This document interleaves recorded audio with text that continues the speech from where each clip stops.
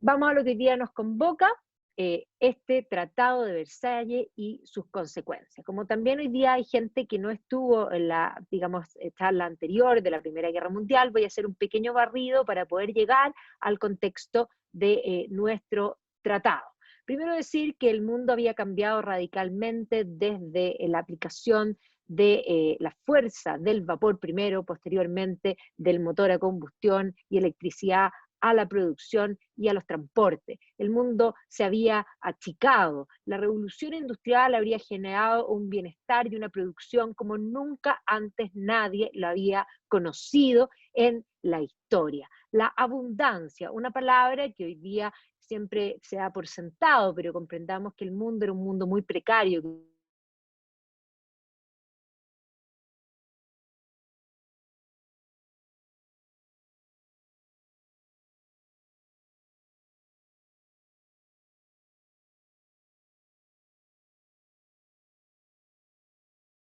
de finales del siglo XVIII, entrando hacia el siglo XIX, es una filosofía que ve el futuro como algo mejor. El optimismo va a ser la tónica del siglo XIX. Este siglo XIX que inaugura el mundo moderno, inaugura la sociedad de consumo, inaugura el tiempo libre, inaugura los deportes, inaugura el leisure. ¿Ya? Es básicamente el consumo de bienes y servicios, pero también de arte, ¿ya? El arte, el teatro, todos los pasatiempos. ¿Ya? Es un mundo que hablamos también hace un par de semanas los que estuvieron presentes, que es el marco de la llamada Belle Époque, abundancia económica, prosperidad, que se va a manifestar en estos cambios radicales. Un mundo comunicado, un mundo que además hace negocios 24/7. El 24/7 se inventa en el momento en que aparece el telégrafo sobre la faz de la Tierra. Un mundo también que va a generar grandes contrastes, porque antes eran todos muy iguales y muy pobres, y básicamente lo que va a generar la revolución industrial va a ser esta gran diferencia entre wealthy and poor, y básicamente la migración del campo a la ciudad va a generar el colateral no deseado de la revolución, que es la cuestión social. Hablamos la semana pasada, cuando me tocó la Primera Guerra Mundial, hablamos también del ascenso de los socialismos y del intento del socialismo de convertirse en algo científico desde Marx, una idea de renovar la raza humana y de entregar una igualdad, una idea que parte de la base que la desigualdad existe porque de alguna manera no se reparten bien los recursos y porque hay un egoísmo intrínseco que es necesario terminar. Y por lo tanto, la democratización, los movimientos sociales van a ser la tónica de la segunda mitad del siglo XIX, que además va a ir de la mano de, por primera vez, la idea endémica de educar, de producir personas útiles, útiles para el sistema. Y por lo tanto, la idea de enseñarle principalmente matemáticas y lenguaje, las 3R, Reading, Writing, Arithmetic, gente útil para esta sociedad industrial del progreso. Junto con eso, varios cambios habían también iniciado el siglo XIX después de la Revolución Francesa. Por una parte, va a ser el socialismo el que va a aparecer y va a empezar a soplar, pero a su vez, Napoleón no solamente al invadir Europa va a llevar el socialismo, sino que también va a llevar la obligación de definirse. Napoleón va a invadir toda Europa, y al invadir toda Europa, de alguna manera va a llevar a que varios lugares se autodefinan. Y muchas veces uno se encuentra con uno mismo teniendo claro lo que uno no es. Y básicamente las invasiones napoleónicas van a gatillar los movimientos nacionalistas de Alemania, de Italia principalmente. Así que Alemania, desde Herder, va a empezar a preguntarse por su Volksgeist. ¿Qué hace cuál es ese espíritu del pueblo alemán? Y el movimiento romántico que va a nacer en Alemania es un movimiento básicamente que busca la definición desde el lenguaje, desde el modo de pensar. Precisamente también ese siglo XIX vimos que había sido un siglo bastante convulso, las revoluciones de 1830, las revoluciones de 1848 y la definición de un relato de lo que es Germania. Aparece Germania incluso representada. Y por lo tanto, el siglo XIX alemán va a ser un siglo de encontrarse consigo mismo. 1848 va a ser un movimiento movimiento, digamos, revolucionario, se va a dar revoluciones en muchas partes de Europa, incluida Alemania, y básicamente va a aparecer esta idea del socialismo que viene sobre el establishment europeo. ¿Ya? Y en ese contexto, Alemania va a encontrar su definición justamente con un personaje que es contemporáneo al mismo Marx, que va a ser Otto von Bismarck, que desde Prusia, desde el reino de Prusia, va a llevar a cabo la idea de la unificación alemana. Y Alemania se va a unificar bajo la visión de Otto von Bismarck con literalmente sangre y hierro.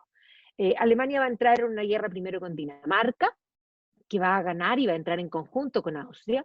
Luego van a administrar en conjunto la parte de Schleswig-Holstein y no van a llegar a acuerdo, por lo que en 1866 va a entrar en una guerra contra Austria. Por lo tanto, Prusia se va a imponer sobre Austria y finalmente en 1870 va a entrar en un conflicto con Francia, de alguna manera dándole todas las opciones para que sea Napoleón III el que le declare la guerra a Prusia. Era la única forma que tenía von Bismarck de lograr que el sur de Alemania, que era un sur católico, se aliase a esta idea de unificación. Y por lo tanto, tras la guerra franco-prusiana, en Versalles, el mismo lugar donde vamos a hablar hoy día del tratado, se va a decretar en 1871 la formación del Segundo Reich alemán.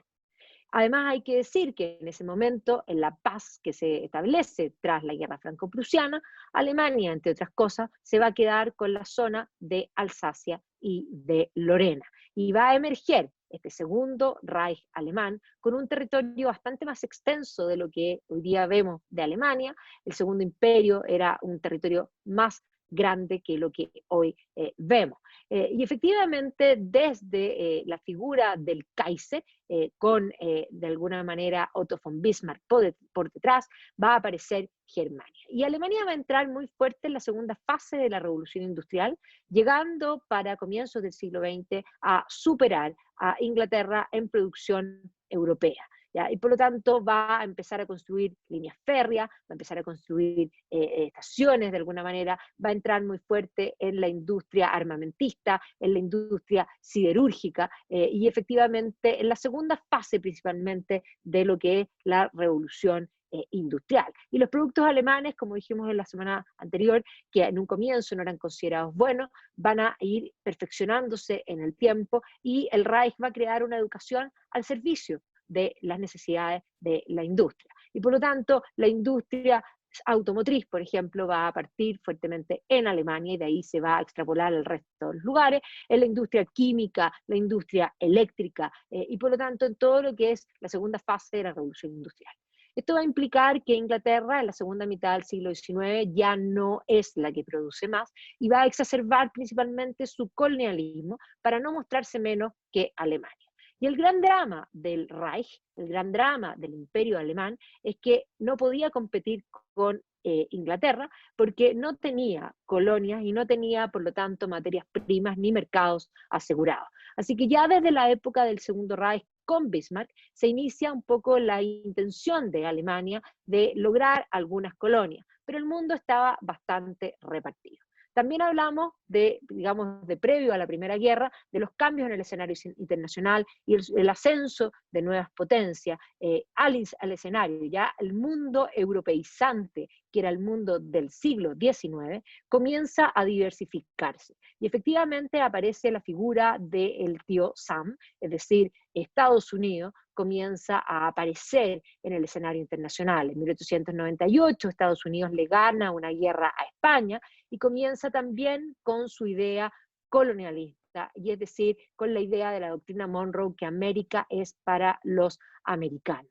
Y básicamente comienza a aparecer dentro, y entendamos que la situación de Estados Unidos va a cambiar ya radicalmente después de la Primera Guerra, o sea, precisamente lo que vamos a hablar en el momento que vamos a hablar hoy día. ¿Ya? Y la postura predominante de Estados Unidos en el mundo es después de la Segunda Guerra. Y el otro actor que también vamos a hablar harto hoy día es Japón, Japón también había aparecido en el escenario internacional, también ganándole guerra específicamente a Rusia. Y por lo tanto, un Japón que se había recién abierto al mundo, había iniciado una fase de industrialización muy rápida y grande, y por lo tanto aparecía por primera vez en el escenario internacional. Y precisamente fue el ascenso del Kaiser, nuevo Kaiser, el nieto del Kaiser anterior, que va a ser Guillermo II, el que va a gatillar de alguna manera los cambios en el escenario y la situación necesaria para que haya guerra. La situación estaba, la competencia industrial era lo más esencial, pero básicamente lo que hace el Kaiser es terminar con la política de alianzas de Otto von Bismarck y establecer una política que la denomina la llamada Weltpolitik. Y además hay que considerar que la Weltpolitik, básicamente la política del mundo significa, él quería tomar colonias donde hubiese. Y precisamente hay que comprender que el mundo estaba repartido, pero había un enfermo en Europa, un viejo enfermo que era precisamente el Imperio Turco. También vamos a hablar de lo que significa la destrucción del Imperio Turco, donde tanto Austria como Rusia estaban, digamos, con apetito de poder obtener territorio en esos lugares. Y va a ser ahí donde finalmente la olla de presión va a estallar. Y efectivamente todas estas situaciones anteriores, pero específicamente la competencia industrial y la falta de colonias de Alemania, la búsqueda de cambiar los mapas, es lo que va a llevar al mundo a la Primera Guerra Mundial, que efectivamente va a gatillarse con el asesinato del archiduque Francisco Fernando y inmediatamente con la visita del Kaiser alemán al Kaiser austriaco, incitándole a llamar, en el fondo, a pedir un ultimátum, hacerle un ultimátum a Serbia, y finalmente en la declaración de la guerra. En menos de un mes, entre junio, en el fondo, y el 28 de julio, finalmente, la guerra, el mundo, Europa entero, estaba en guerra.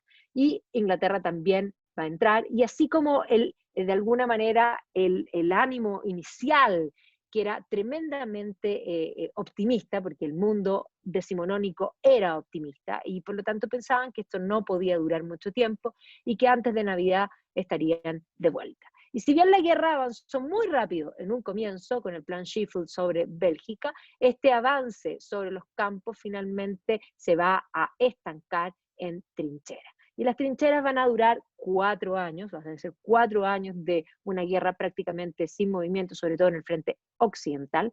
En el frente oriental va a haber mayor cantidad de movimiento, pero va a ser una guerra que va a ser una masacre. Ya van a aparecer por primera vez muchas armas, pero también van a aparecer los gases tóxicos y muchas cosas que van a mermar y van a generar un gran impacto psicológico en aquello, digamos, en toda Europa. Europa va a perder ese optimismo.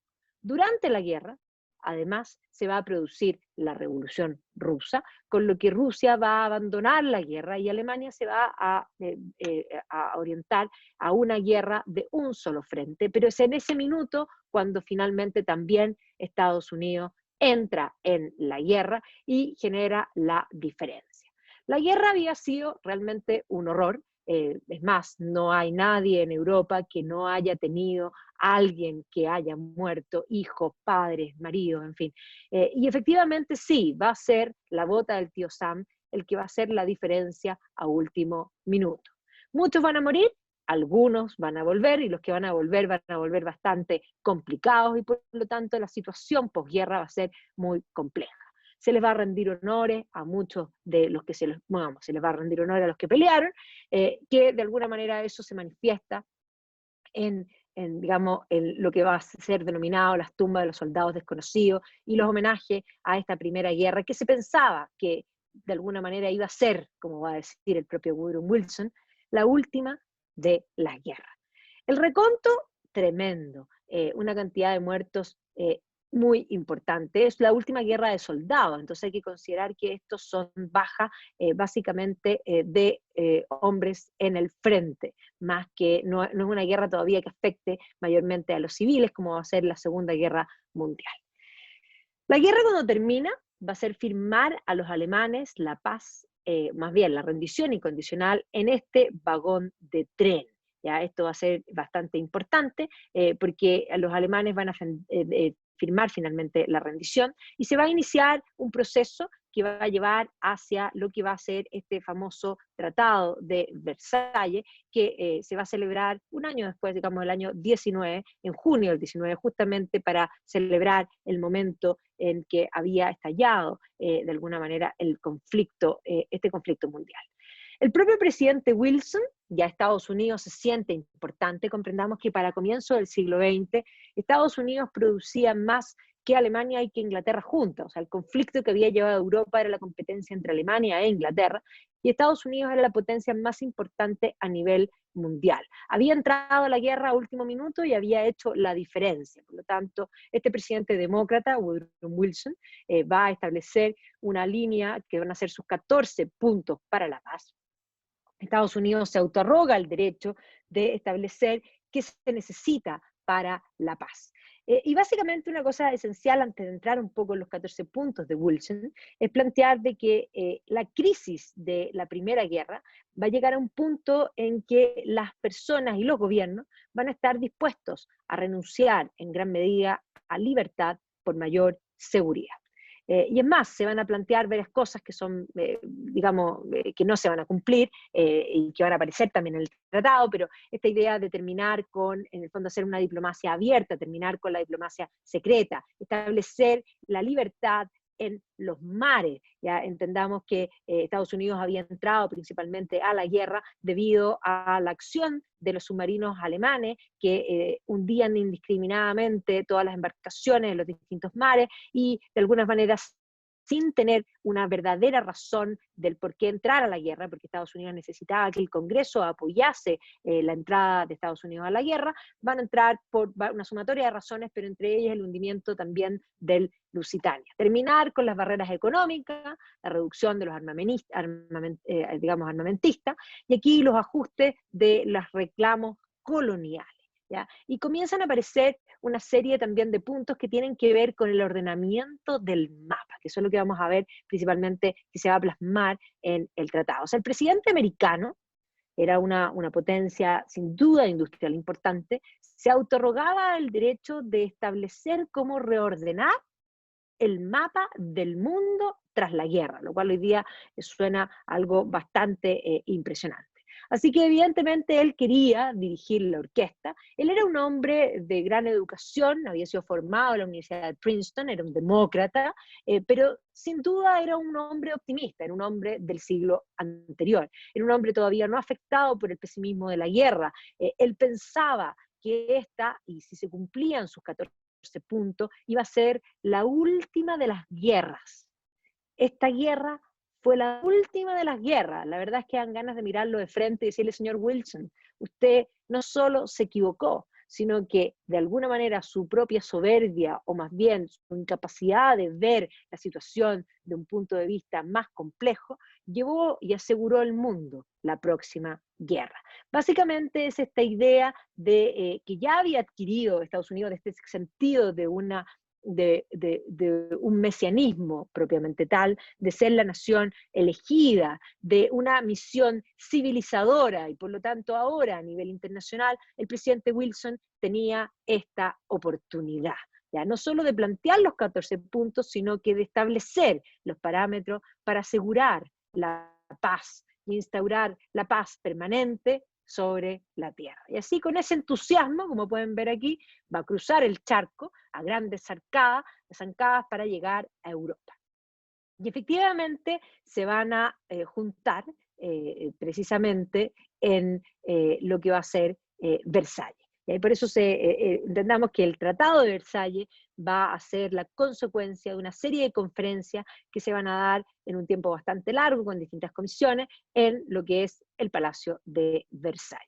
Así que así, a este lugar van a llegar todos los que hacen la paz, como dice la Margaret Macmillan, que al final voy a recomendarles también ese libro, los hacedores de la paz. Por una parte está Woodrow Wilson, que ya lo habíamos presentado, él venía con sus 14 puntos y de alguna manera con sus ideas para reconstituir el mundo. Por otro lado estaba George Clemenceau, francés, ¿no es cierto?, que también, y que además, esto es bien importante porque Clemenceau va a ser en gran medida podríamos decir, responsable de la no paz posterior, básicamente por ir incluso más allá de lo sensato en intentar castigar al enemigo. Había demasiada sangre en el ojo entre Francia y Alemania.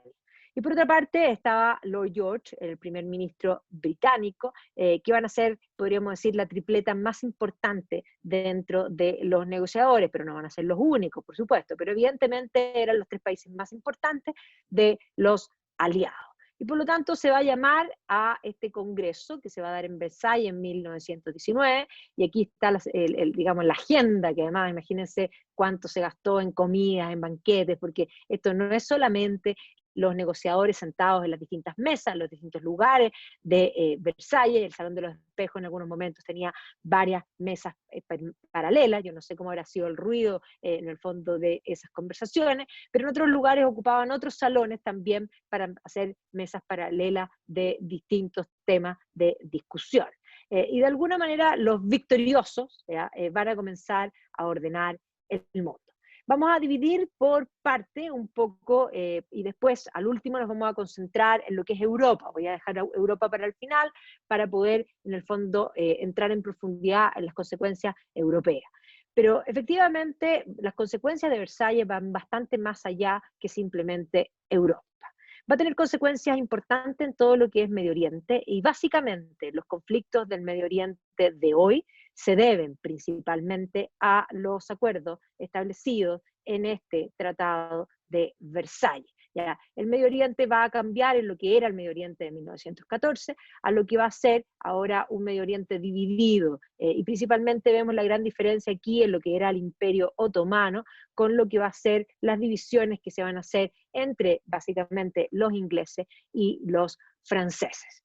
Hay que decir que durante la guerra van a descubrir que en esta zona, precisamente aquí hay petróleo. ¿Ya? Y eso va a ampliar de alguna manera las ambiciones de los ingleses y los franceses. De hecho, los ingleses van a descubrir antes que los franceses que hay petróleo, y por eso mismo en la negociación los ingleses van a tratar de quedarse con cierta parte de partida, se van a quedar con Mosul, entre otras cosas, porque ellos sospechaban que ahí había más petróleo. Pero durante la guerra va a haber un sueño de parte también, y un poco, podríamos decir, un engaño también de parte de los ingleses para la figura de Lawrence de Arabia, que había logrado reunir a los árabes con la promesa de establecer un reino árabe finalmente. ¿Ya? No es culpa de Lawrence de Arabia, eso no mancha su figura ni mucho menos, pero efectivamente Lawrence de Arabia va a ser esencial para la lucha contra el imperio turco y lo que es este frente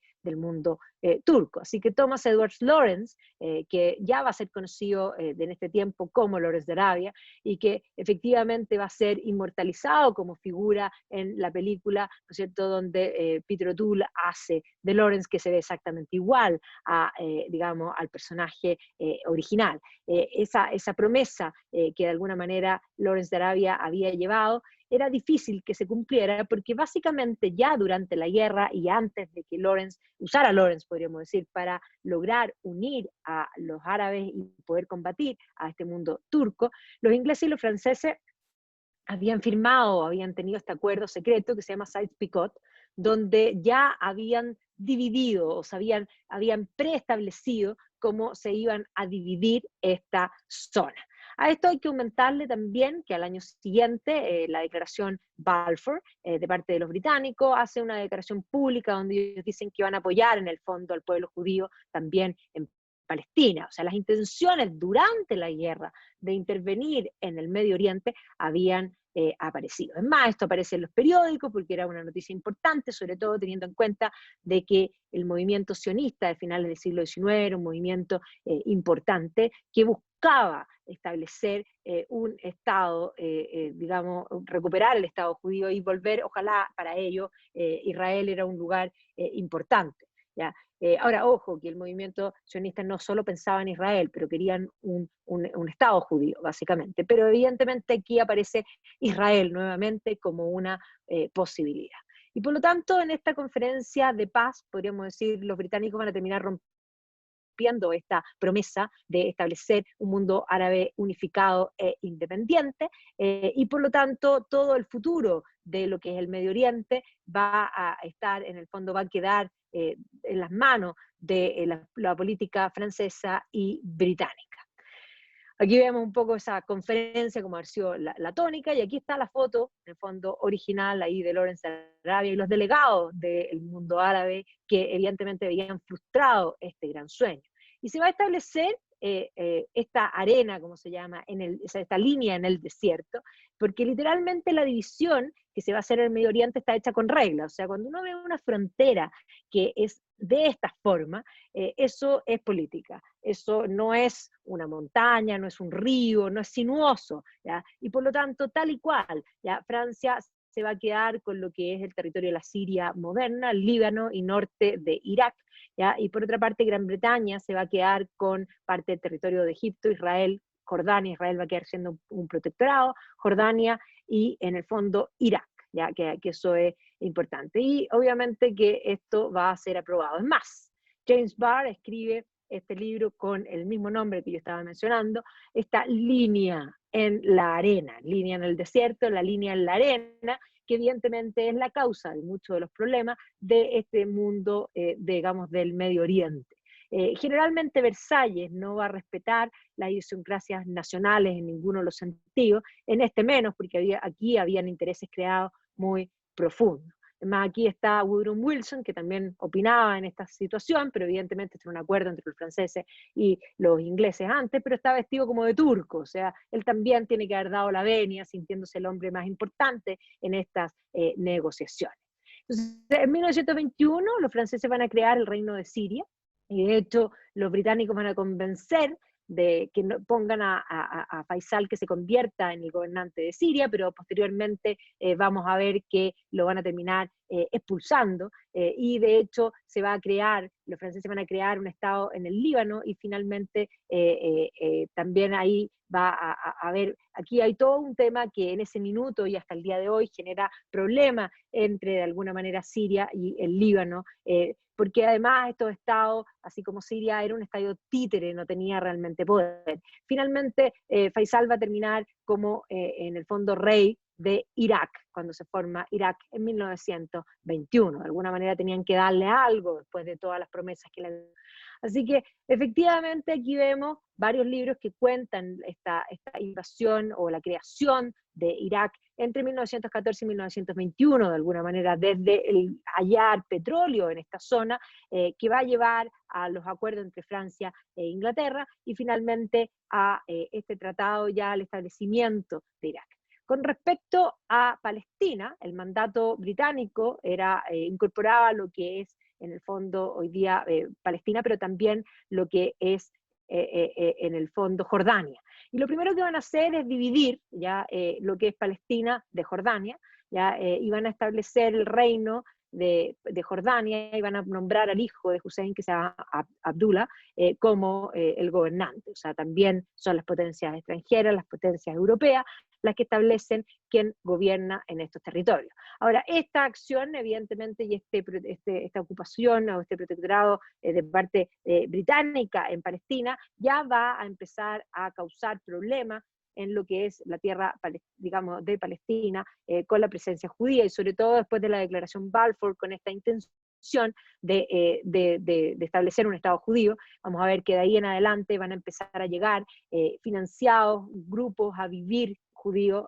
digamos, a este territorio, y es un proceso que se va a mantener y que finalmente va a terminar recrudeciéndose o estableciéndose más profundamente con la formación del Estado de Israel después de la Segunda Guerra Mundial.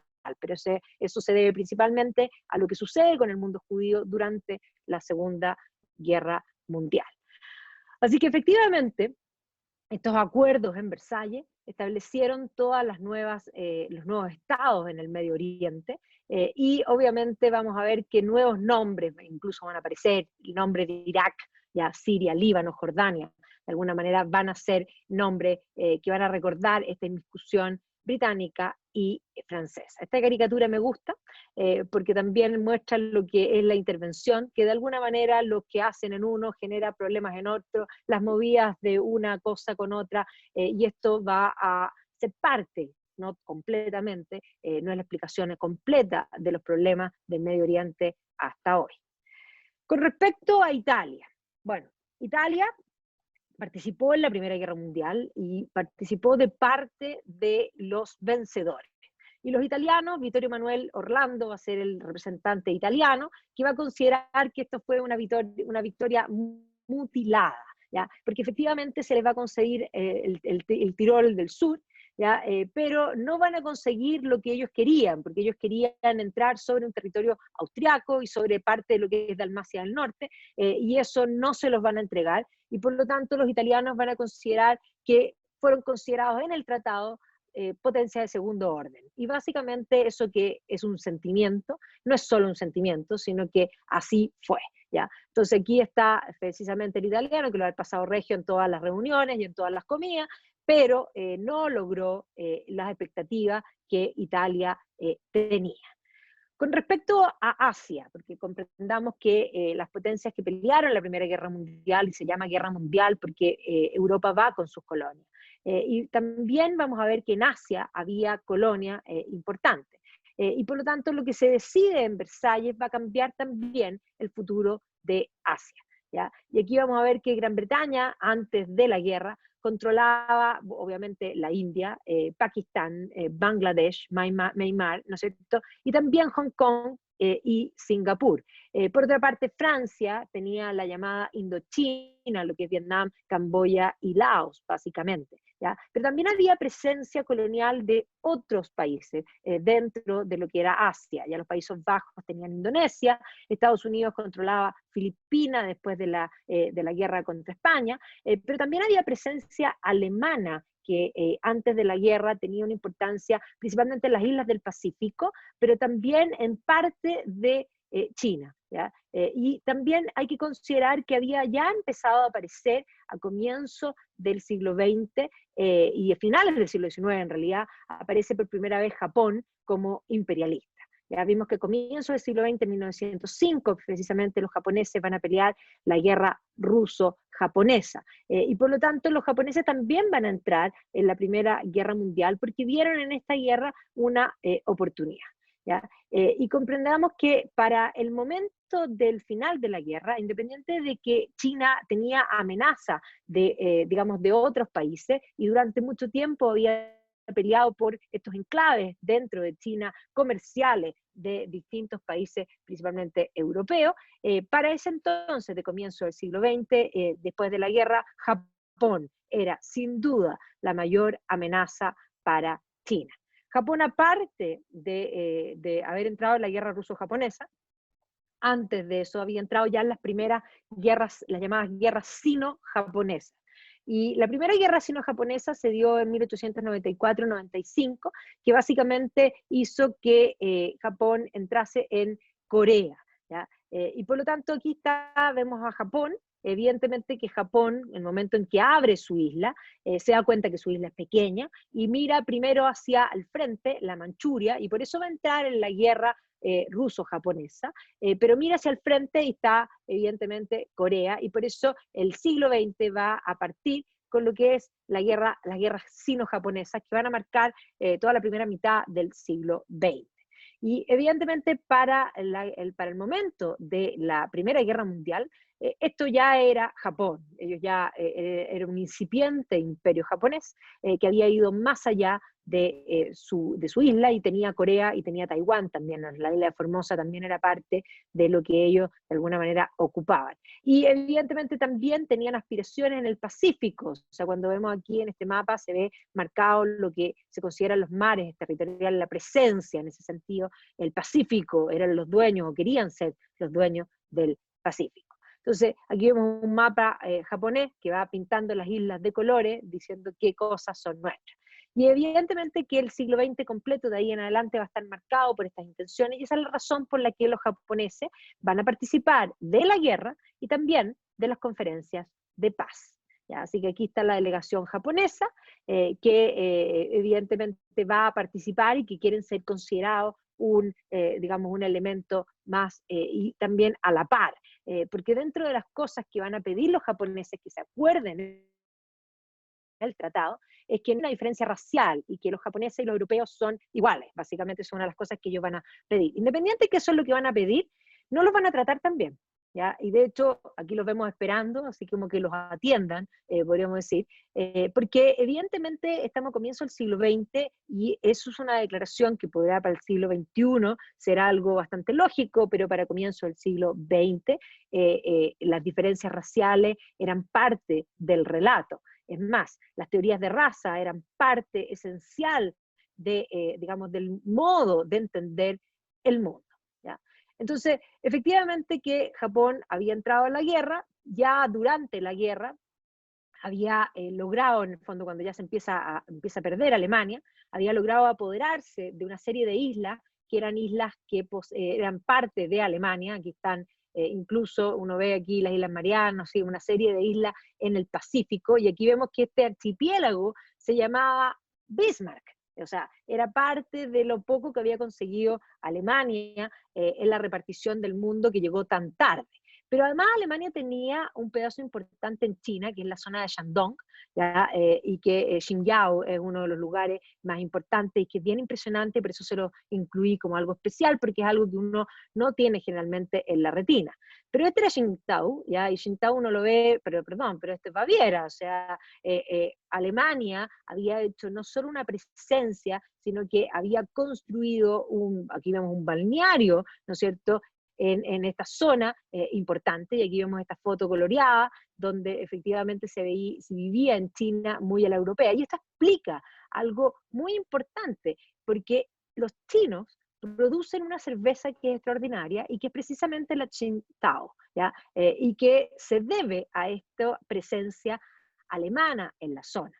Aquí vemos construcciones, esto precisamente antes digamos, de que esto lo pierda Alemania, y ahí está la famosa cerveza. Y esto es hoy día, esto así se ve en las construcciones antiguas, pero por favor miren esto, Qingdao aquí está, que se escribe Qingdao o Qingdao, es lo mismo, pero miren por favor esta foto, esto parece, no sé, una ciudad europea, ¿ya? Y estamos hablando que esto es China. Así que precisamente aquí están las tropas alemanas que van a finalmente tener que salir de aquí.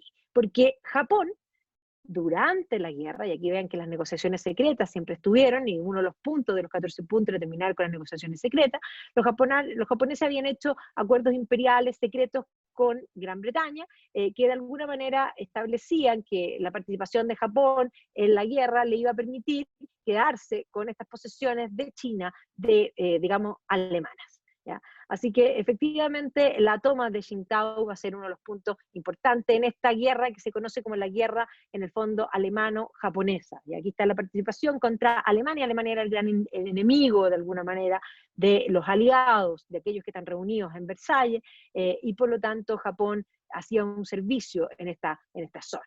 Y evidentemente esto fue el fin del colonialismo alemán en la zona de China y del Pacífico. Y de ahí en adelante vamos a ver que Japón va a quedar con un control, digamos, ilimitado para hacerse del Pacífico, y el marco siguiente va a ser más guerras chino-japonesas que van a continuar y que van a explicar el gran imperialismo de Japón en la Segunda Guerra Mundial. Y aquí están firmando los acuerdos, donde además establecen esta cláusula de igualdad racial, que evidentemente no se los trató de igualdad. De hecho, ellos se sintieron un poco, se sintieron menos durante el tratado, y por eso mismo exigieron que se estableciera esta cláusula. Así que Japón también va a aparecer, y aquí está genial, aquí están negociando, Woodrow Wilson haciendo su punto, y aquí mientras tanto los japoneses están asaltando y llevándose Qingdao, ¿no es cierto?, a los chinos y quedándose con parte de las cosas. Y el vendedor del almacén es obviamente Woodrow Wilson, donde de alguna manera aquí están las condiciones que se van a imponer. Nos vamos a Europa. Bueno, Europa antes de la guerra era una Europa de imperios. Estaba el imperio alemán, el imperio austrohúngaro, el imperio ruso, el imperio otomano. Y eso va a desaparecer. Alemania misma, el segundo imperio alemán, va a quedar bastante mermado, vamos a ver que se le va a quitar una serie de territorios, ya nos vamos a concentrar en Alemania, pero además el imperio austrohúngaro se va a desarmar y se van a formar una serie de naciones que además no van a contar, igual que en el Medio Oriente, con la realidad digamos, histórica de esos lugares. Y por lo tanto no se va a respetar este concepto de autodeterminación, podríamos decir, de los pueblos, y básicamente van a generar unidades que a los que estaban reunidos en esta conferencia les parecían adecuadas. Y por lo tanto, que los checos, no muy chico el territorio, ¿y qué es esto del lado? Juntémoslo, y se crean países.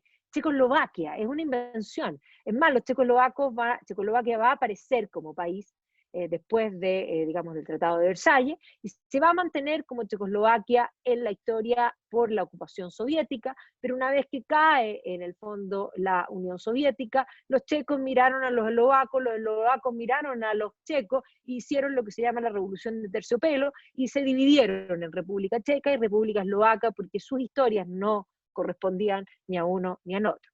Otro caso importante es el caso de Yugoslavia, donde efectivamente había un montón de pueblos diversos, historias distintas, con una complejidad aún mayor, porque toda esta zona de los Balcanes había sido ocupada por el Imperio Turco, y el Imperio Turco hacía enclaves musulmanes. Por lo tanto, a diferencia de lo que es Checoslovaquia, que por último eran todos cristianos, en el mundo de los Balcanes había una complejidad no solo étnica, sino que también religiosa.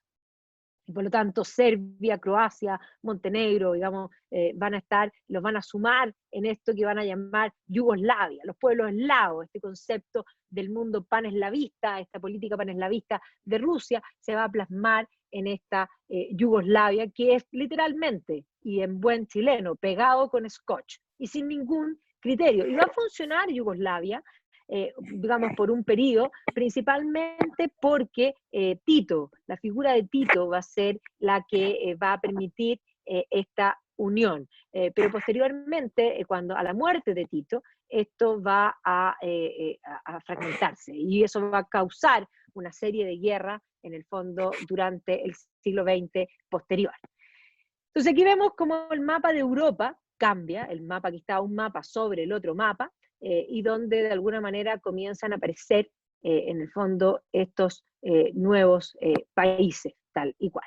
En el caso de Alemania específicamente, vamos a ver que Alemania era considerado el gran punto. Es más, los alemanes habían firmado la rendición incondicional en un vagón de tren, pero en el Tratado de Versalles, los acuerdos de paz, los alemanes no fueron invitados a participar, y por lo tanto, en todas esas comisiones, en todos esos banquetes, en todas las cosas que se hicieron, en las conversaciones laterales, en las conversaciones largas, grandes, en fin, los alemanes no estuvieron. Todos los acuerdos se van a hacer, y los alemanes van a ser invitados al último momento, simplemente para ir a firmar este acuerdo.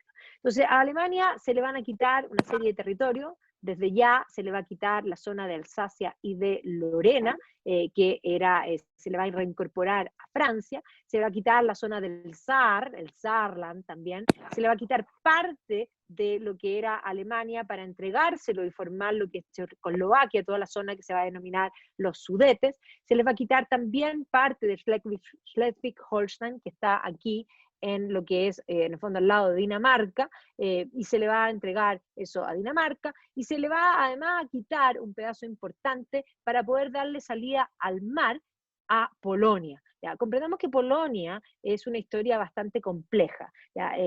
También se le quita la parte de parte de Silesia también, para poder, en el fondo, integrarlo a lo que era Polonia. La historia de Polonia, que había sido un reino importante en el pasado, durante el siglo XVIII, entre Rusia, Prusia y Austria, se van a repartir Polonia, y de hecho van a haber 3 particiones que van a terminar finalmente haciendo desaparecer a Polonia. ¿Ya? Polonia desaparece repartida entre los rusos, los prusianos y los austriacos. Y va a ser Napoleón Bonaparte el que va a restablecer de alguna manera Polonia. El drama de Polonia es tener vecinos muy gordos, básicamente, vecinos muy poderosos. Polonia está entre medio, primero, entre lo que era el imperio ruso y el imperio, después alemán, más bien Prusia, básicamente. Y posteriormente va a estar la historia de Polonia, por lo que vamos a ver después, entre lo que va a ser la Alemania nazi y lo que va a ser la Unión Soviética. ¿Ya? Por lo tanto, la historia de Polonia es un país puesto en un mal lugar. Y en este momento, el Tratado de Paz le va a dar una salida al mar, dividiendo lo que es digamos, Prusia en dos. O sea, Prusia va a quedar dividido en una Prusia oriental y en el resto de Alemania. Hay alguien que tiene prendido el micrófono. Le pido por favor si puede apagarlo, porque yo no puedo hacerlo. Ok, entonces, Alemania es este gran chancho que lo vemos aquí, que hay que repartírselo, ¿ya? Y que de alguna manera además hay que castigarlo. ¿Ya? Y aquí está, obviamente, Woodrow Wilson estableciendo los lineamientos para la paz, ¿ya? Confiado que de alguna manera ahora sus pequeños bebés, como ven europeos, sus pequeños bebés europeos, el show de los niños europeos, en el fondo van a cantar. Y aquí están, en este salón de los espejos, están reunidos todos los delegados, y como ya les dije, no, los alemanes no van a participar de estos acuerdos de paz, no van a participar en qué condiciones se le van a establecer a Alemania, ¿ya? Y por lo tanto, evidentemente aquí está el gran momento de la historia donde están acordando la paz. Y es más, a los alemanes se los va a invitar al último momento y simplemente se los va a obligar a firmar. ¿Ya? Y donde tengo que firmar, ahí tiene que firmar y punto.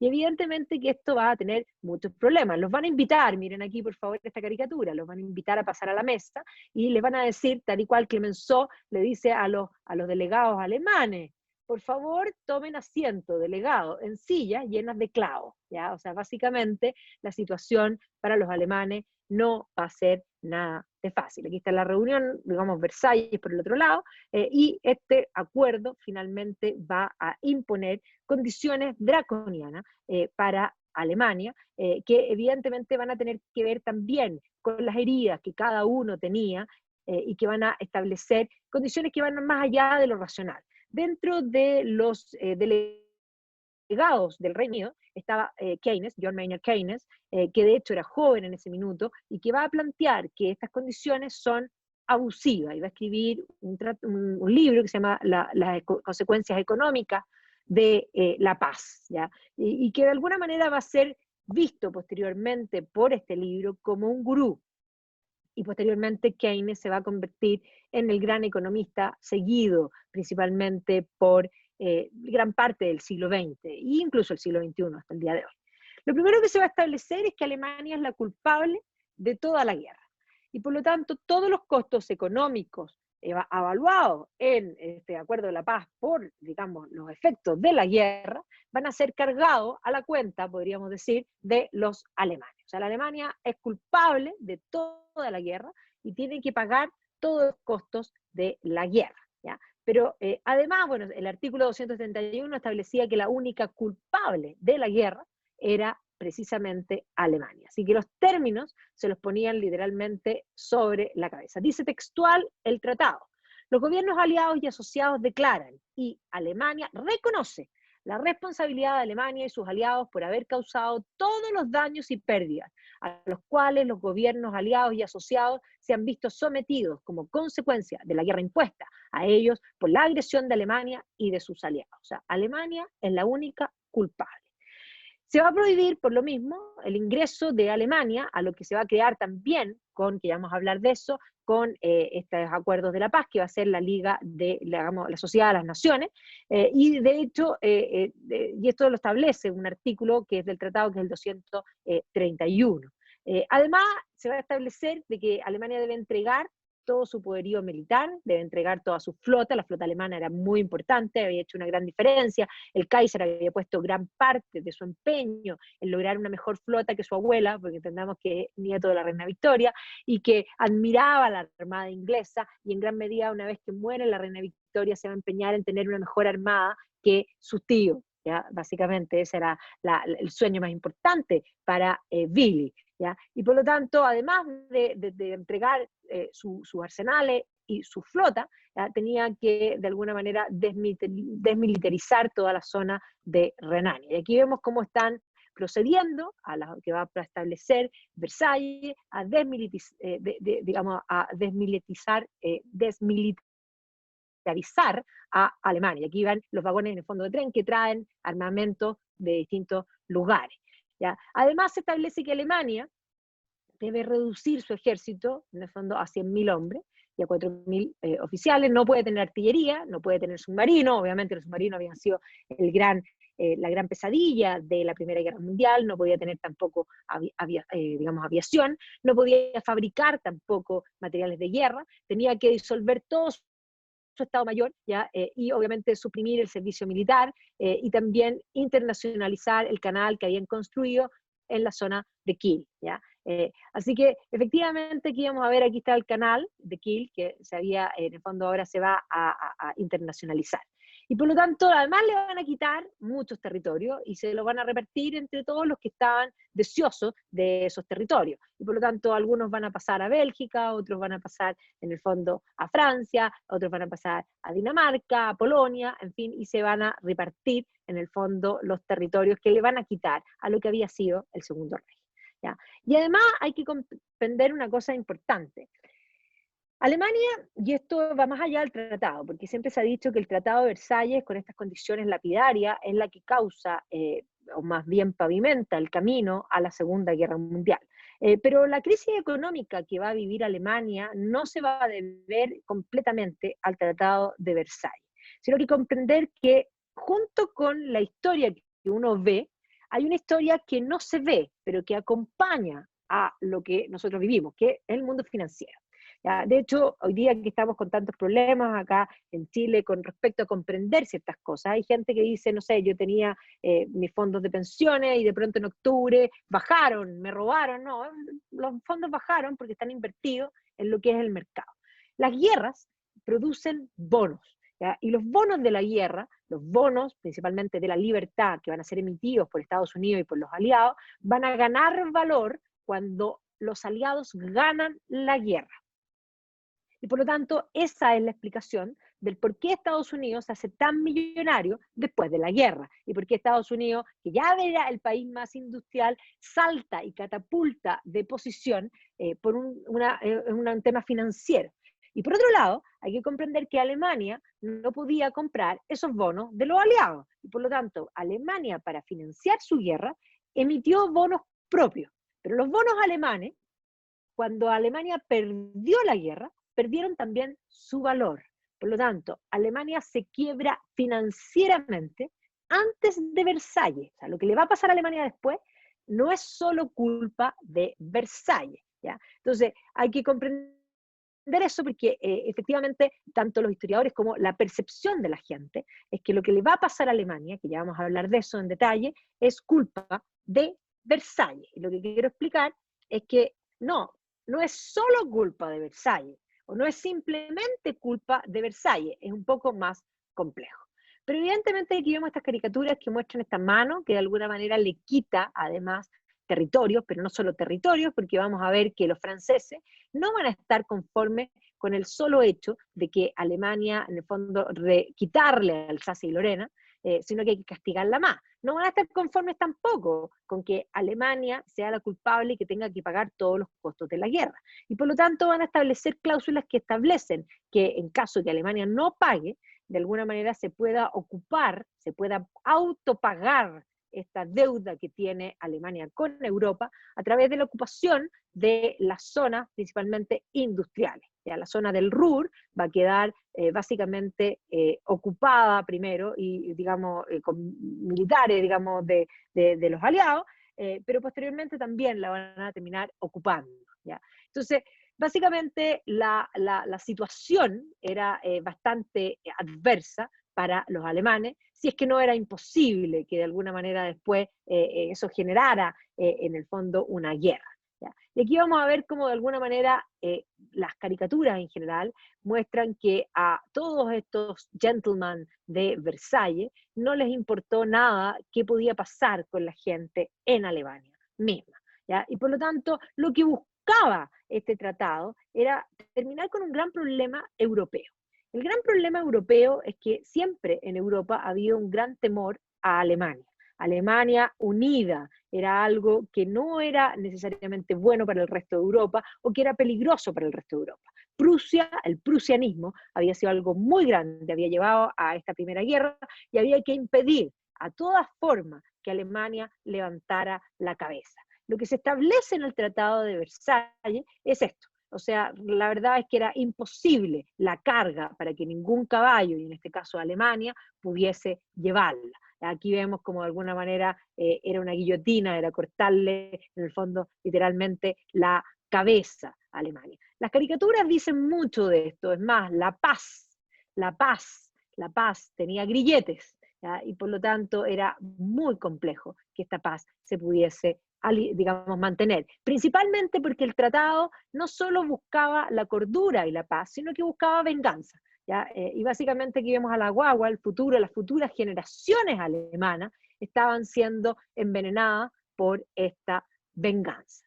Y aquí vemos este petit journal que de alguna manera muestra finalmente cómo, porque hay que recordar que esto, bueno, debería haber puesto la portada anterior, pero en la guerra franco-prusiana aparece una portada donde aparece Germania, de alguna manera imponiéndose sobre Marianne. Marianne representa a Francia, esa figura revolucionaria. Y aquí aparece Marianne, digamos, erguida, con una Germania sentada, humillada. Ahí está, Marianne, aquí está, pues, 1871, ahí está Marianne humillada frente a Prusia, y ahora está Marianne en alto frente, en el fondo, a Germania.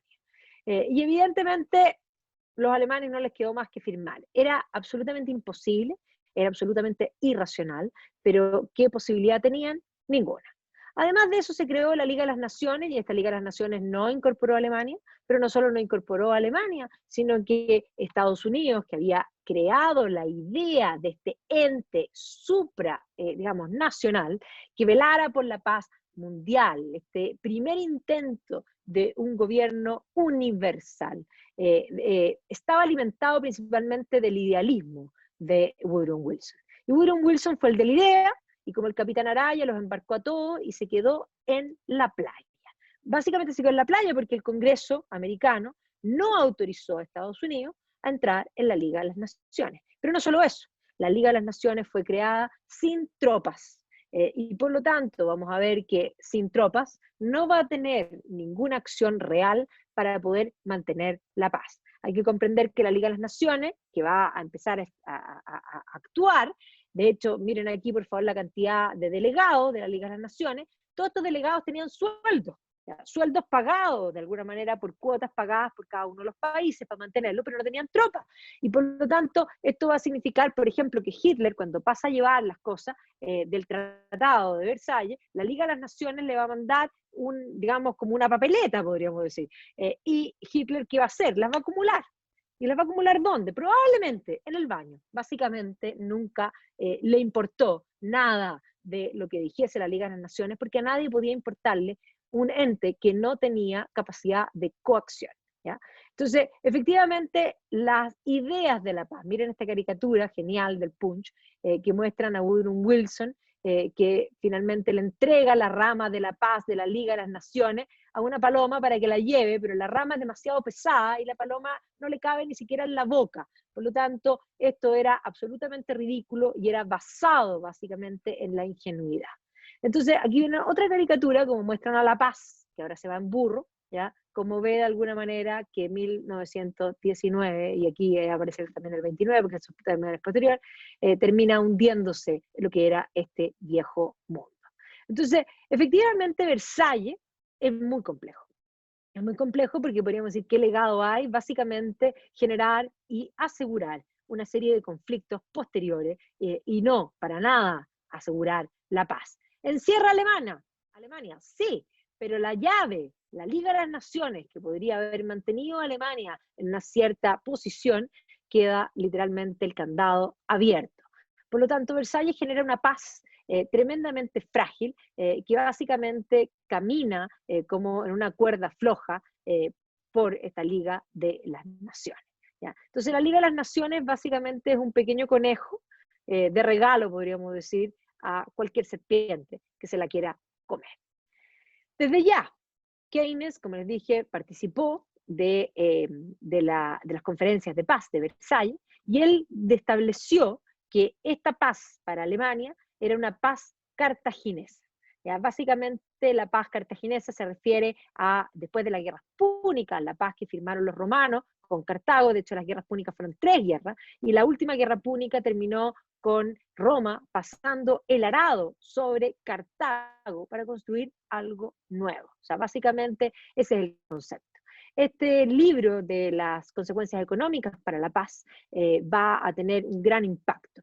Básicamente es importante comprender que también Versalles y este periodo va a implicar el triunfo de la idea de los estados y del mayor control por, en el fondo, mayor seguridad en pos y digamos, en desmedro de mayor libertad.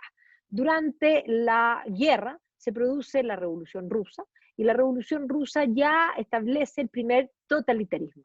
¿Ya? El totalitarismo que se va a dar, el comunismo en la Unión Soviética, la creación de la Unión de Repúblicas Socialistas Soviética, va a imponer un Estado total, es decir, el Estado es quien no solo es dueño y administrador de la producción, sino que no solo se inmiscuye en la economía, sino que se mete también en la vida privada de las personas. Es más, Lenin lo tiene clarísimo: denme a mí, a un niño, denme a mí, a un niño 4 años, y yo haré de él un ferviente bolchevique.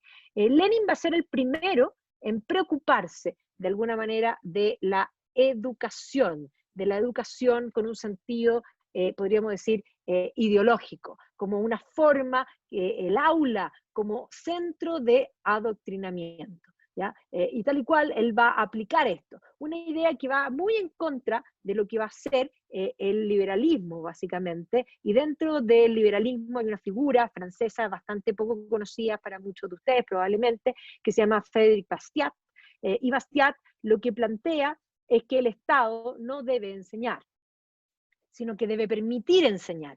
Todos los monopolios, dice Bastiat, son detestables, pero el peor de todos los monopolios es el de la educación. Y básicamente esta idea que va a aplicar Lenin, y que además no solo va a educar a los niños, sino que además va a separar a los niños de los padres para que estén lo menos posible con sus padres, creando la obligación de pertenecer a las juventudes del partido, y por lo tanto tener las posibilidades de adoctrinamiento completas y seguras. ¿Ya? Y por lo tanto, esta acción posteriormente va a ser copiada también por los otros totalitarismos. Así que esto que hace la Unión Soviética primero es lo mismo que va a hacer Mussolini después, y es exactamente lo mismo que va a hacer Hitler también después. Pero una vez que Lenin ya firma su revolución y que ha logrado ganar la guerra civil e imponerse, va a llamar a la Internacional Comunista, y la Internacional Comunista, que ahora tiene sede en la Unión Soviética, establece los dictámenes para todos los partidos comunistas del mundo. Y por lo tanto, la Internacional, el Comintern, que tiene sus dioses claros y distintos, va a establecer los dictámenes para los partidos comunistas, principalmente de Europa y del mundo. Pero además, entendamos una cosa: la Unión Soviética tiene conciencia, ya muy temprano dentro de su revolución, de que la revolución que ha hecho Lenin en Rusia es una revolución que ha implicado hacer ciertas correcciones a la teoría de Marx, porque Marx había escrito para una sociedad industrial, no para una sociedad agraria. Y por eso la Primera Guerra Mundial y el caos posguerra va a ser un caldo perfecto para poder exportar la revolución. El año 1919 y el año 1920 se conocen como los llamados octubres. El término que usa la Unión Soviética desde el Comintern es el término de octubre. ¿Ya? Es más, la Revolución Rusa se hace en febrero del 17, pero en octubre del 17 es cuando Lenin radicaliza esa revolución. Por lo tanto, ese término octubre va a ser el mismo término que va a usar Eisenstein cuando hace su película, que se llama October, para conmemorar la revolución. Y por lo tanto, este concepto de los octubres rojos se va a extrapolar para Europa. El año 19 y el año 20 se denominan en Italia el bienio rosso, los 2 años rojos, donde de alguna manera los partisanos comunistas intentaron tomarse el gobierno, principalmente del norte de Italia, pero la idea era poder hacer la revolución en Italia. Y aquí aparece la figura de Antonio Gramsci, que va a ser el líder del Partido Comunista italiano, y el creador de la visión de la revolución afectando las supraestructuras, de la idea de apoderarse de la educación, de los medios de comunicación y de la educación. Ya de hecho, vamos a ver que Gramsci se va a enfrentar posteriormente a Mussolini. Mussolini nace o aparece como movimiento en contra de estos bienorosos, y de hecho Gramsci va a terminar preso por parte de Mussolini, y preso en la cárcel va a escribir sus famosos cuadernos, digamos, desde la cárcel, que es parte del marxismo, principalmente la reinvención del marxismo, que va a ser redescubierto principalmente en la década del 60, y por eso todo lo que es las revoluciones de mayo del 68 van a tener a Gramsci como gran paladín, digamos, por detrás.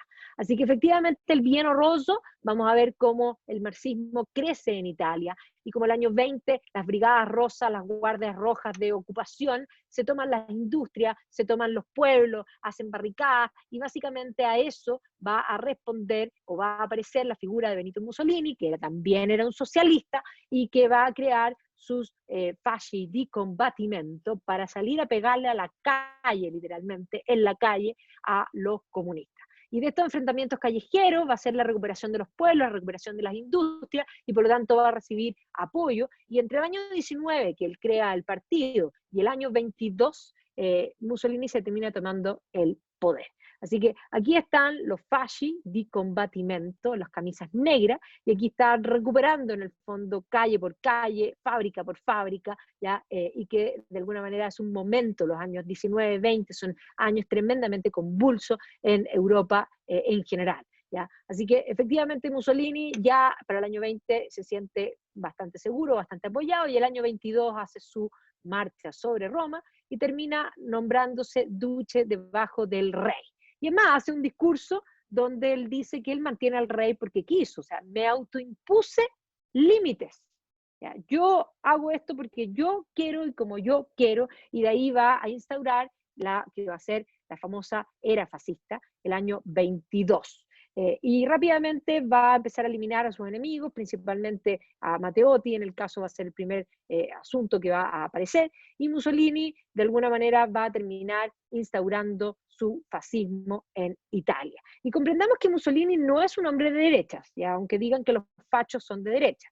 Él va a plantear abiertamente que el fascismo rechaza frontalmente las doctrinas del liberalismo, tanto en el campo político como en el campo económico. Todo para el Estado, todo en el Estado y nada fuera del Estado, es lo que plantea Mussolini. Mussolini mantiene la propiedad privada, sí, pero solo el Estado es quien puede permitir producir y cuánto producir. Por lo tanto, es un totalitarismo. Y Mussolini también va a establecer educación estatal, va a crear la ópera Balila, en ese todos los niños pertenecen, copiándole de alguna manera a Lenin. ¿Ya? Eso se va a mantener. Ahora, el año 19, el año 20, va a haber movimientos en Andalucía, ¿ya? Va a haber en el fondo movimientos, aquí ven que Andalucía, en España, viva Rusia, se va a crear también el Partido Socialista por parte de Pablo Iglesias, se llama igual que el Pablo Iglesias de ahora, pero Pablo Iglesias crea el PSOE, que es el Partido Socialista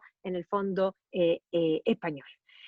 Belacún en el año 19 se toma el poder en la ciudad de, digamos, de Hungría. Aquí están los comunistas, la República Bolchevique de la República Soviética de Hungría, pintando el Parlamento húngaro de rojo.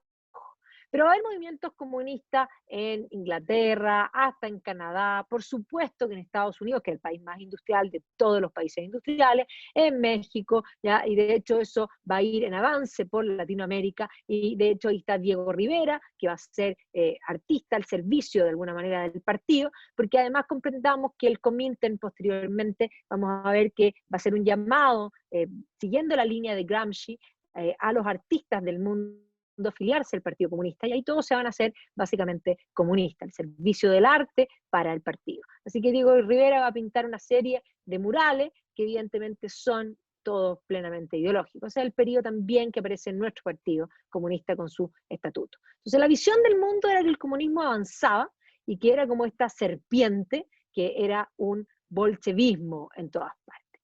Entonces Alemania, castigada por el Tratado de Versalles, se va a constituir en una república que se llama la República de Weimar. Y lo primero que va a tener que enfrentar la República de Weimar va a ser precisamente la acción del octubre alemán. ¿Ya? Los espartaquistas, la liga, la Spartacus Bund, efectivamente habían visto, y es más, el propio Lenin vio en la Primera Guerra Mundial la opción de terminar finalmente con el capitalismo. Y al final de la guerra, con una Europa destruida, estaba la opción de hacerse del país más industrial de Europa, Alemania. ¿Ya? Y por lo tanto, los espartaquistas van a comenzar a actuar, van a tratar de tomarse el año 19 el gobierno de la ciudad de Berlín. Aquí están los espartaquistas sobre el Reichstag. ¿Ya? Y efectivamente el Kommunistische Partei Deutschland o Spartacus Bund va a comenzar a atacar. Y van a tratar de tomarse efectivamente en enero del año 19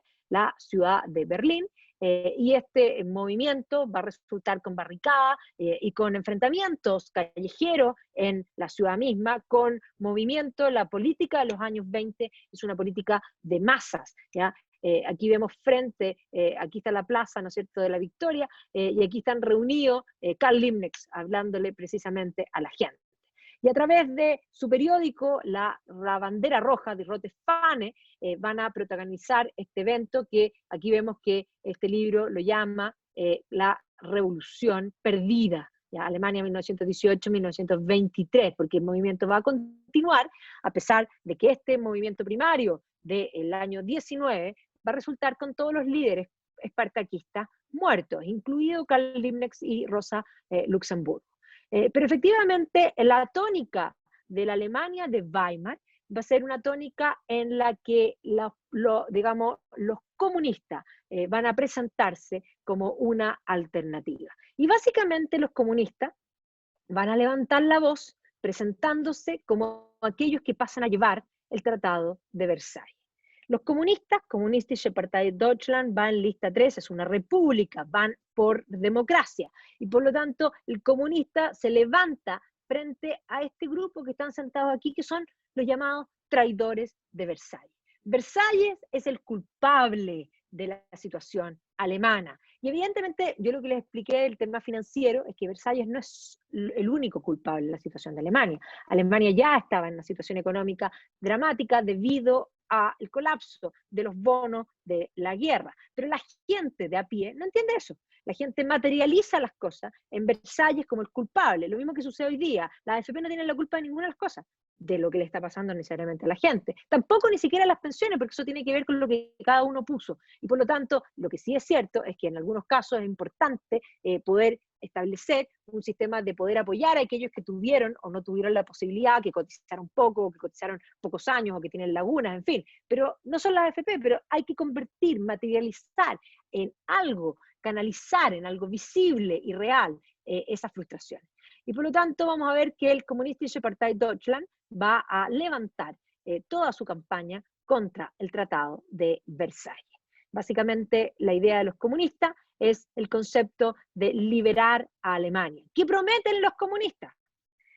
Prometen darle a la gente dos cosas: trabajo, ¿ya? Y un brand. Y el comunismo de alguna manera es el salvavidas. Solamente el comunismo va a poder salvarte, solamente el comunismo va a poder expulsar a todos estos traidores políticos. Los políticos nos tienen en esta situación. Por eso hay que sacar a los políticos de una vez por todas, lo plantea la misma propaganda. Y evidentemente que desde su partido, digamos, desde su sede y con su periódico de Rote Fahne, van a diseminar principalmente estas ideas. Entonces, el año 19, miren aquí lo que establece: Alemania fue envenenada, le quitaron las cosas y quedó una araña adentro, ¿ya? Y los culpables de alguna manera son las potencias extranjeras. Hay que recuperar a Alemania para los alemanes, hay que liberar a Alemania para que de una vez por todas liberar el trabajo, liberar las industrias. Y entendamos que si Alemania no pagaba, las industrias podían ser ocupadas. Y eso es exactamente lo que va a pasar. ¿Ya? Alemania va a cesar los pagos porque era imposible, la situación financiera precedía, no había cómo pagar, y por lo tanto se van a quedar también sin las industrias y eso además va a provocar un fuerte desempleo.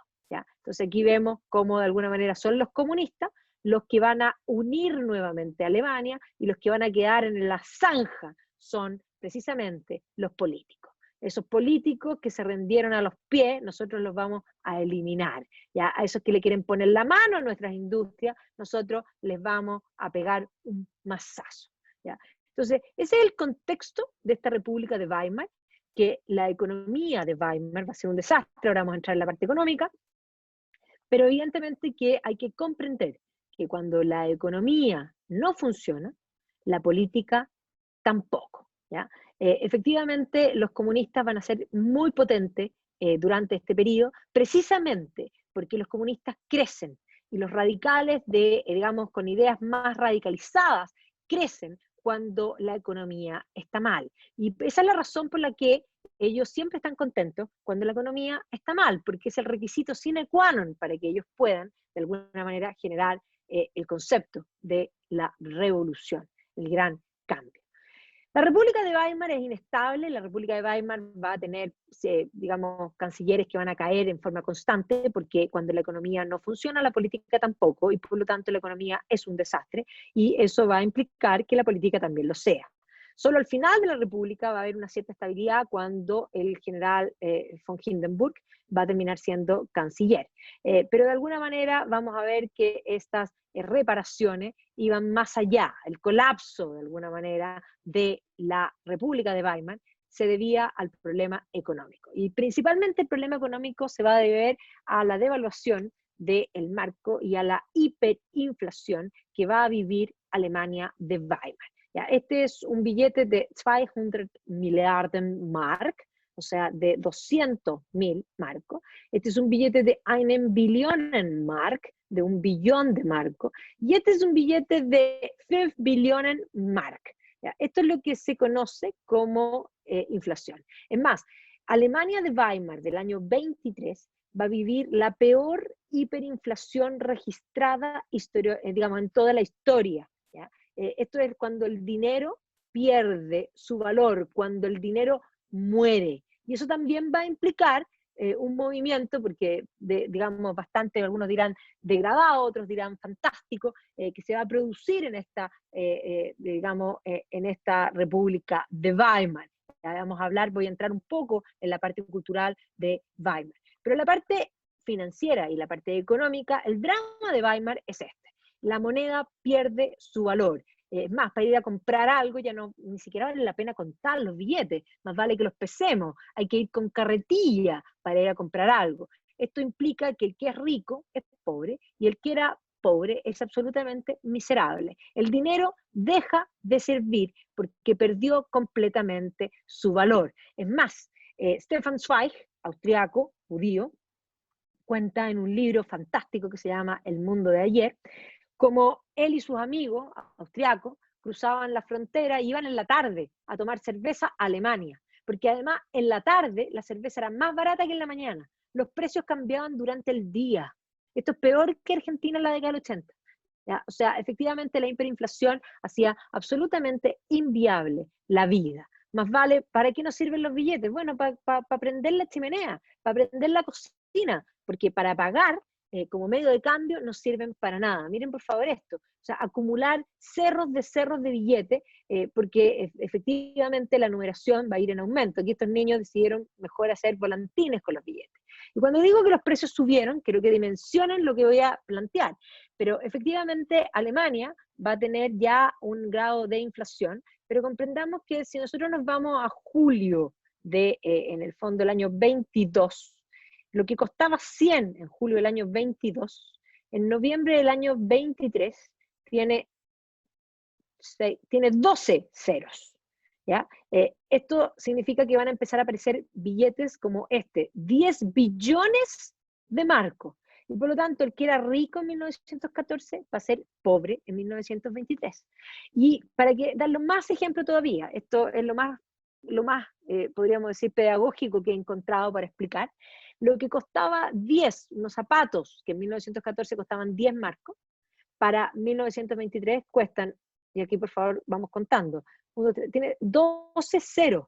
Díganme, hasta para decir el número es complejo, ¿ya? O sea, esto es absolutamente inviable e imposible. Con todo, en el fondo, la plata que uno tiene de la vida, no podría ni siquiera comprarse un par de zapatos. Y hay que comprender que esto obviamente va a generar desempleo, porque además vamos a ver que la situación, además le van a terminar ocupando las industrias, por lo tanto eso va a generar más desempleo, y además van a haber muchos, en el fondo, personas que antes habían peleado en la guerra, que además volvieron, muchos no volvieron también, ¿ya? Pensemos que es el mismo drama que se da en el caso inglés, no volvieron o volvieron mutilados, y además ahora están desempleados. Por lo tanto, la situación de Alemania, de la Alemania del antiguo Reich, que pasa a esta República de Weimar, es algo realmente caótico e imposible de vivir, inviable, ¿ya? La cantidad de mendigos, la cantidad de colas en busca, de alguna manera, de empleo. ¿Y qué prometen los comunistas? Prometen tres cosas: trabajo, libertad. Entendamos que ellos entienden la libertad como algo que es precisamente lo opuesto a la libertad, pero siempre prometen el concepto de libertad, ¿ya? Y por lo tanto, vote usted, si quiere trabajo, quiere libertad y quiere pan, vote por la lista 3. Y los comunistas van a empezar a crecer, principalmente en los años 20, ¿ya? Y de alguna manera ellos culpan de toda el hambre, de toda la situación, al capitalismo, a los traidores de Versalles, y evidentemente prometen cambiar el modelo y cambiar en el fondo y establecer un paraíso terrenal sobre la tierra. Y obviamente que es una promesa bajo esta situación, o sea, donde las madres no tenían que darle de comer a sus hijos, y la situación de pobreza en Alemania era permanente y absoluta. Pobres muertos de hambre llenos de billetes. Y los billetes valían cero, porque además mientras más se imprimía, porque el gobierno tenía que hacer en el fondo poder pagar los gastos, en la medida que el gobierno imprimía más billetes, esto se hacía absolutamente insostenible, porque la inflación tiene que ver con la cantidad de dinero circulante en la economía. Y por lo tanto, el hambre, la miseria, es lo que primaba en Alemania, ¿ya? Entonces, efectivamente, dice 7 millones sin trabajo, 15 millones sin pan. Esta era la realidad de la República de Weimar. Y evidentemente aquí quien vemos al tío Lenin, quien va a cambiar, que ya no te va a llevar a mirar como otros comen, sino que te va a llevar a tener pan, ¿ya? No más, no más hambre, queremos trabajo, no queremos tener más muerte. ¿Y quiénes son los culpables? Hay que materializar a los culpables. Son los traidores de Versalles. 1871, esos fantasmas que unificaron a Alemania, orgullosos, prusianos. Ahora tenemos estos pobres prusianos que firmaron, obligados, los acuerdos de la paz, que les impusieron esta pastilla imposible de tragar, y que de alguna manera el Tratado de Versalles al águila alemana le cortó de alguna manera las posibilidades de volar. A Alemania le chuparon literalmente como vampiro la sangre. Y por lo tanto, la paz, aquí vemos la paz, quedó pinchada, podríamos decir, por esas plumas que firmaron lo insensato. Pero además, cuando Alemania no pudo pagar, los franceses que odiaban a los alemanes, ocuparon la zona del Ruhr. Y por lo tanto, quedaron sin empleo, más gente, las fábricas no pudieron funcionar. ¿Y cómo pago si no puedo ni siquiera hacer uso de mis propias fábricas? Porque ahora no solo tengo que pagar todo lo que tengo que pagar, sino que además me quitaste las fábricas. Y evidentemente aquí vemos cómo las cadenas, de alguna manera, van a amarrar, podríamos decir, a Alemania. Y aquí dentro de Alemania estás entrando en una zona que está ocupada por los franceses, por lo tanto estás entrando a Francia, ¿ya? Y aquí vemos de alguna manera soldados franceses en Alemania. Y la propaganda que dice, bajen la bandera francesa, vuelvan a subir la bandera alemana. Es más, vamos a sacar a estos soldados franceses porque no los queremos. Esta es la zona del Ruhr que va a ser ocupada precisamente en el momento de la hiperinflación es el año 23, entonces entre el año 23 y el año 25 van a ser en el fondo ocupada la zona del Ruhr.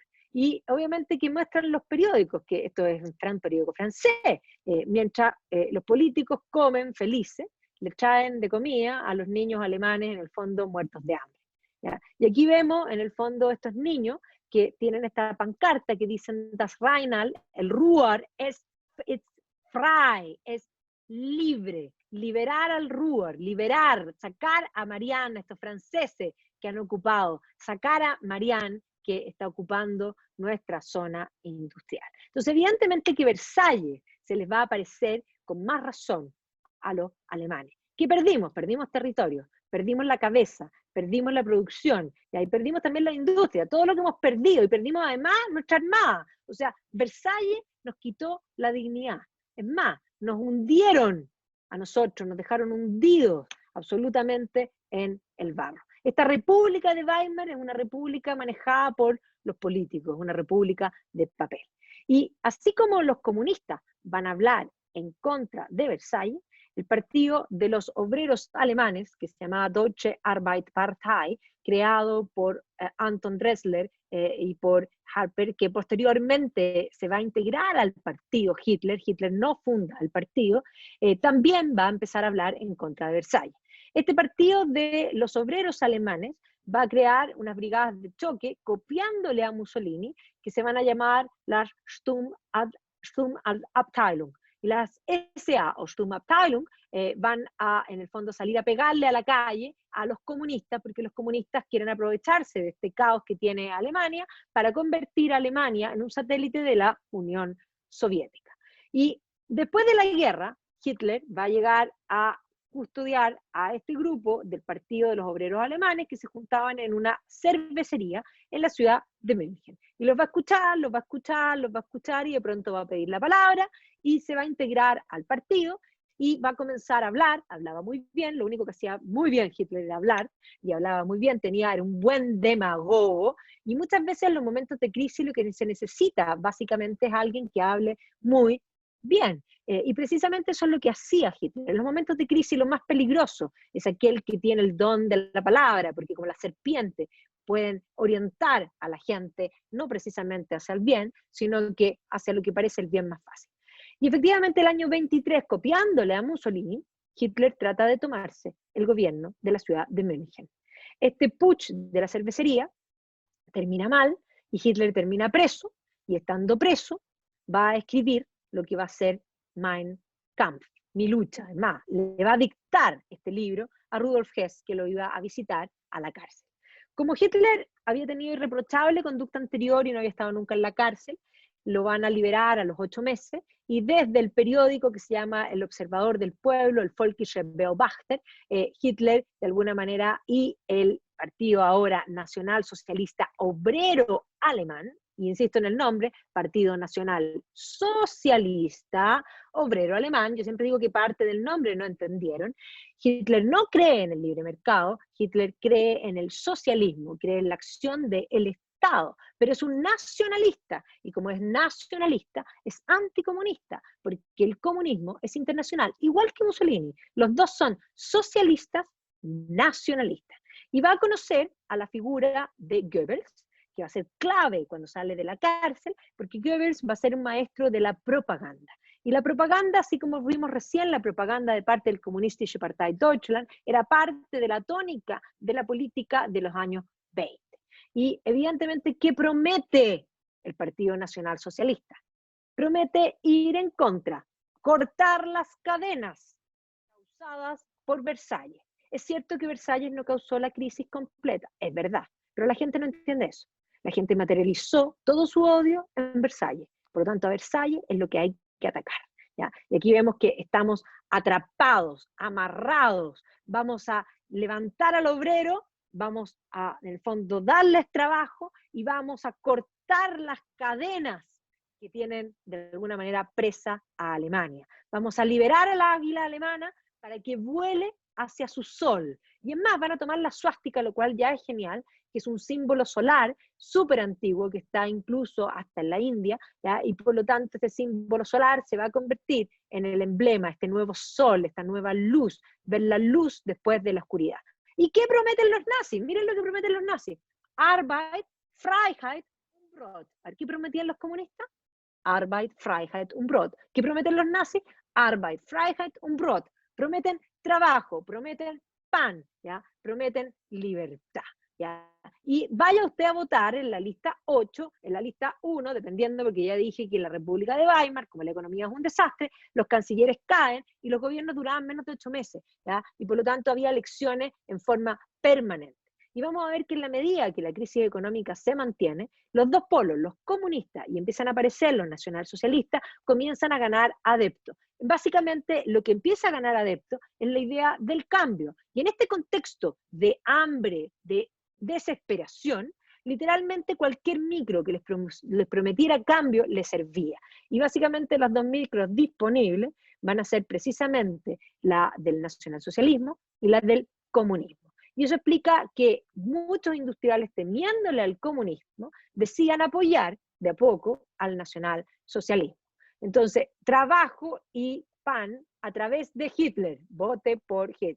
Y las calles estaban llenas de política porque ya vimos que las elecciones se hacían en forma permanente. Y obviamente que el discurso era o nosotros o los comunistas. En el fondo, o usted va por los comunistas o usted se va por, en el fondo, por el hambre y por la hambruna que causan los comunistas y en negro, o por el trabajo y la luz, en el fondo, las chimeneas humeantes, por Hitler. Es más, nosotros vamos a terminar con la hambruna, se va a acabar contra el bolchevismo, o sea, hay propaganda, en el fondo, llamando al trabajo, a la libertad y al pan con Hitler, o llamando a la desesperación, o estableciendo que el bolchevismo significa la pobreza.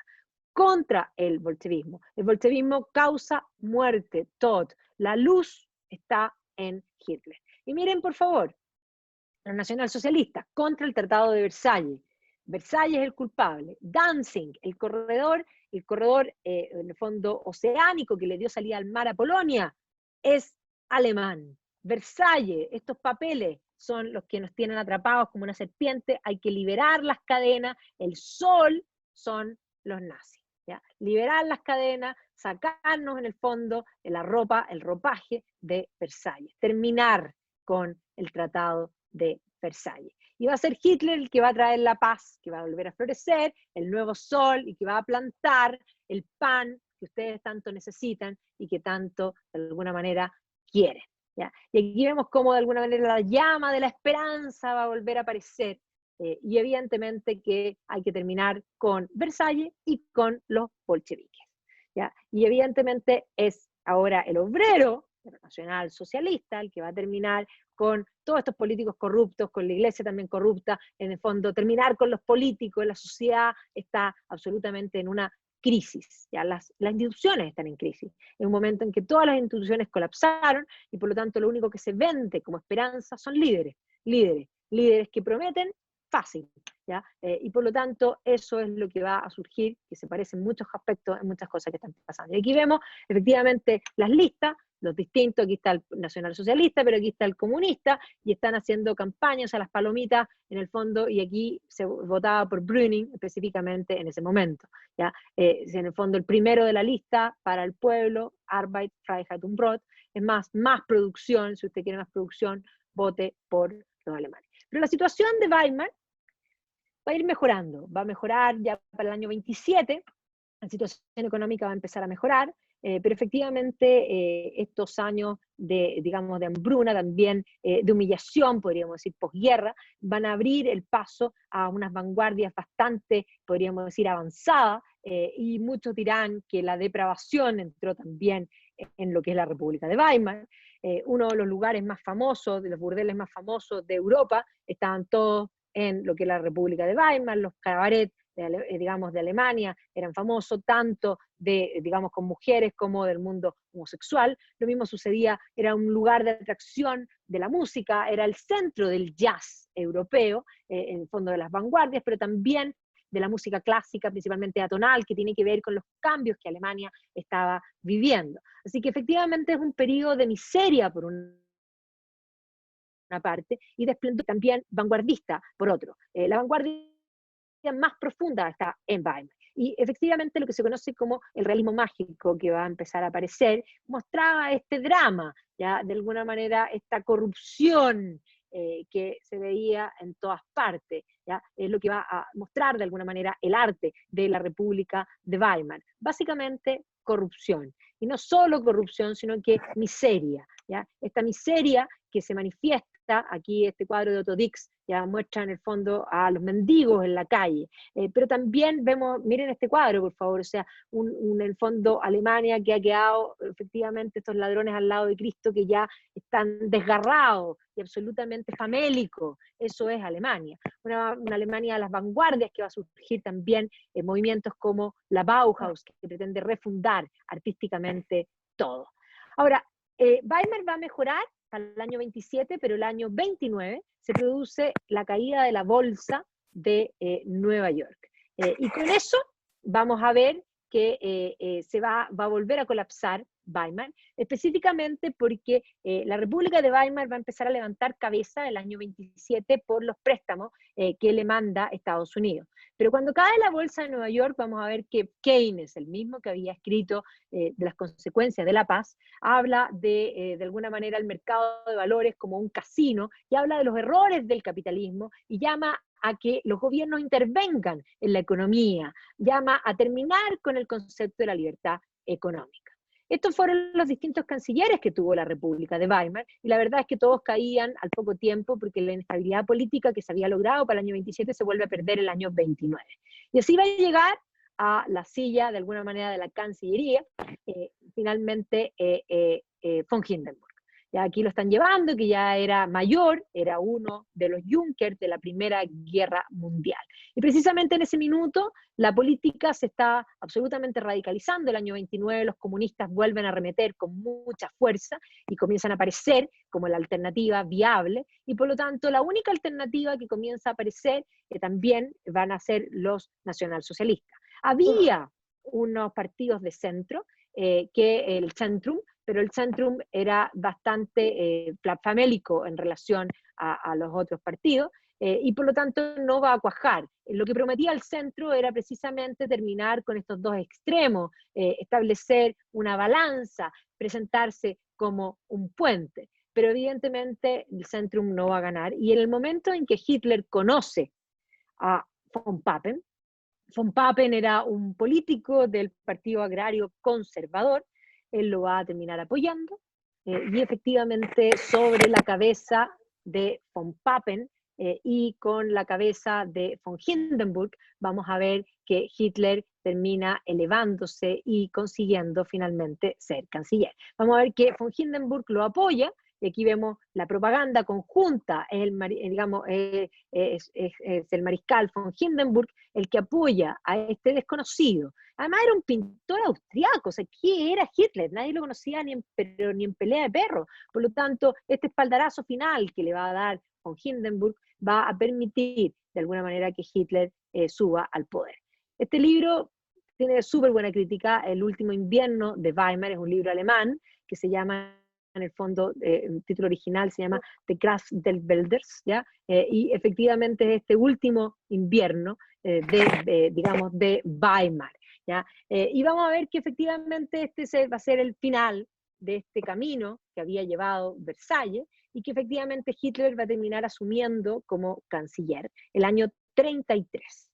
El año 34 se muere von Hindenburg, y efectivamente va a declarar el fin de la República de Weimar y va a establecer el comienzo del Tercer Reich. Un Tercer Reich que tenía que durar 1000 años, y donde además la propaganda se subía sobre, de alguna manera, el pasado germano. Estaba Federico el Grande, Otto von Bismarck, el general von Hindenburg y Hitler, como parte de lo mismo. Entonces vamos a ver que es ese minuto donde prima, de alguna manera, los estados grandes en toda Europa. Asciende finalmente la era de los totalitarismos. El Estado controla los bienes de producción, ya sea por la vía soviética, ¿ya? Que efectivamente termina con la propiedad privada, y que Stalin al mando va a lograr la industrialización, efectivamente un modelo que parece funcionar, o por la vía socialista nacionalista, ya sea de Mussolini o de Hitler.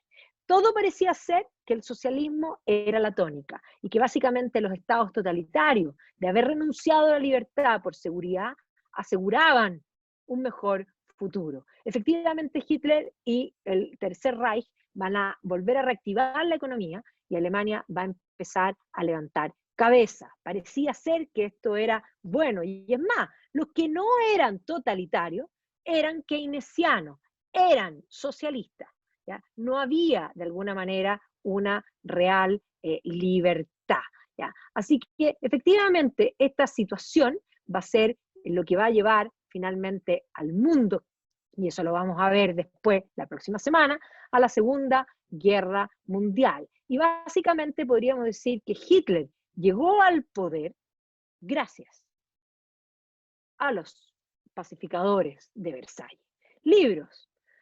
Bueno, les recomiendo, la Margaret Macmillan ha escrito mucho sobre este tratado, específicamente sobre todas las consecuencias del tratado, París del 19, y que son los pacificadores, los peacemakers, ya que se refieren principalmente a las figuras, cada una de las figuras con cada uno de sus características.